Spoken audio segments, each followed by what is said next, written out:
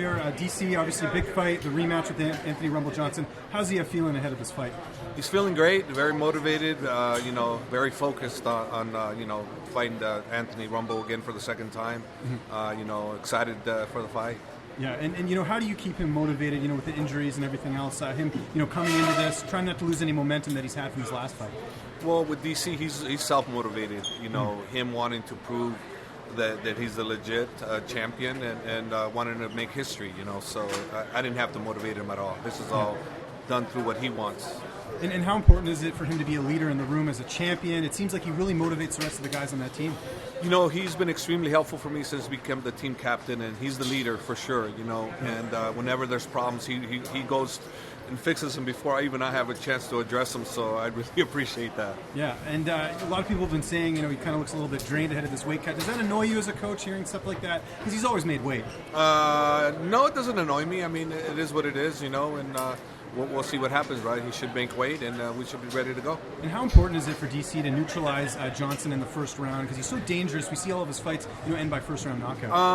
I don't think it's the first round. I think it's just any time he's in there with you.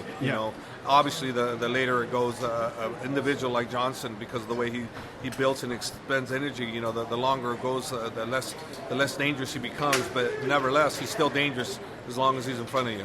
What are your thoughts on Jon Jones being here? Do you feel like that's a bit of a distraction for this fight, or do you like the fact that they're going to bring in the next challenger? I didn't really think much about it. Jon Jones is Jon Jones, so he's got to do what he's got to do. I didn't think much about it. Before I let you go here, got a lot of really talented people at American Kickboxing Academy. Who's someone we haven't heard of yet that's really going to be a force to be reckoned with in the future? Put you on the spot here. There's so many. Right now, I would say.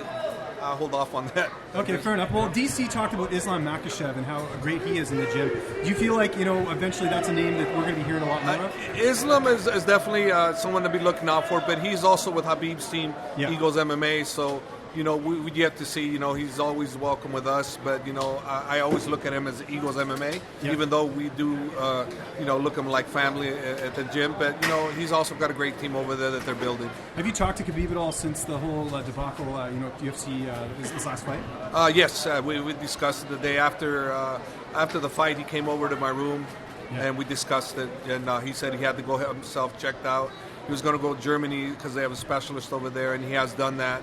And, he's going to be ready to go, but he has to first address some issues that he has to take care of first. And it had nothing to do related to the weight cut. Yeah, it's just some things that he had to do. Yeah, and you do see him fighting at lightweight again, because some people are saying, maybe he should go up to 170. No, he's been a lightweight his whole life. He's not gonna change.